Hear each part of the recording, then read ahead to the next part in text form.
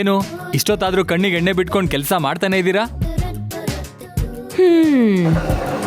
ಏನ್ ಮಾಡೋದು, ನಮ್ಗೆ ಸಿಇಒ ಸಾಹೇಬ್ರ ತರ ಬಾಯಿಗೆ ಎಣ್ಣೆ ಬಿಟ್ಕೊಳ್ಳೋ ಅಭ್ಯಾಸ ಇಲ್ವಲ್ಲ. ಓ, ಏನ್ ಕಿಂಡಲ್ಲ? ಬ್ಯಾರೆಲ್ ಗಟ್ಲೆ ಕುಡಿಯೋರು ಇದನ್ನ ಕಿಂಡಲ್ ಅಂತ ಅನ್ಕೊಂಡ್ರೆ ಏನ್ ಮಾಡಕ್ಕಾಗತ್ತೆ?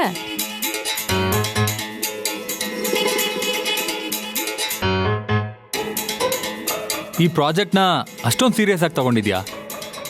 ಇದು ತುಂಬಾ ಇಂಪಾರ್ಟೆಂಟ್ ಪ್ರಾಜೆಕ್ಟ್ ಅಲ್ವಾ? ಈ ಪ್ರಾಜೆಕ್ಟ್ ಮೇಲೆ ಬೇರೆ ನಾವು ತುಂಬಾ ಎಫರ್ಟ್ ಹಾಕಿದೀವಿ. ಎಷ್ಟೊತ್ತೇ ಆದ್ರೂ ಈ ಕೆಲಸನ ಮುಗಿಸ್ಲೇಬೇಕಲ್ವಾ? ಗೊತ್ತು.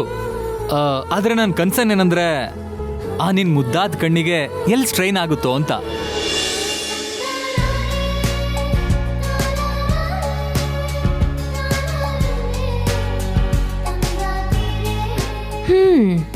ನನ್ ಕಣ್ಮೇಲೆ ನಿಮ್ಗೆ ಅಷ್ಟೊಂದು ಕನ್ಸರ್ನಾ? ಮತ್ತೆ ಲೀಡ್ ಕೈಂಡ್ಲಿ ಲೈಟ್ ಅಂತ ಸಾವಿರ ಜನ ಆ ಕಣ್ಣ ನೋಡಿ ಪ್ರೇ ಮಾಡಲ್ವಾ?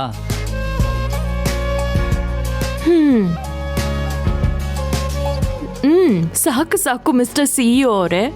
ಏನು ನನ್ನ ಹೊಗಳ್ತಾ ಇದ್ದೀರಾ ಅಥವಾ ಆಡ್ಕೊಳ್ತಾ ಇದ್ದೀರಾ? ಪ್ರಾಮಿಸ್ ಕಾವೇರಿ, ನಾನು ನಿಜನೇ ಹೇಳ್ತಾ ಇದ್ದೀನಿ. ನೀನ್ ನಗ್ನಗ್ತಾ ಚೆನ್ನಾಗಿದ್ರೆ ಈ ಪ್ರಾಜೆಕ್ಟ್ ಸೂಪರ್ ಆಗಿ ಆಗತ್ತೆ.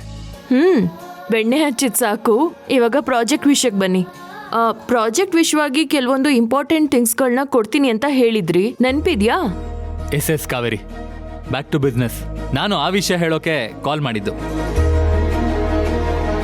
One second.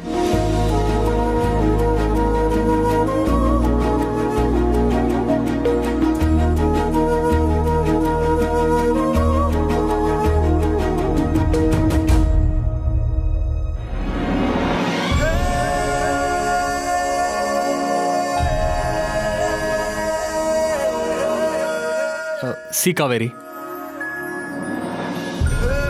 6th stride. The sales growth chart. Let's update it with last year. Okay.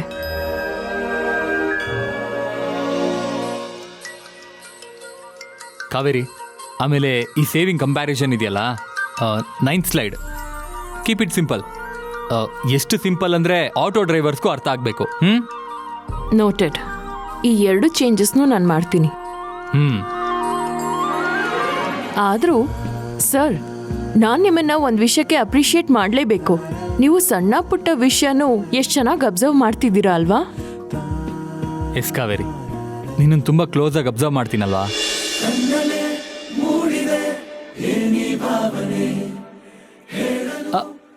I mean work, you work.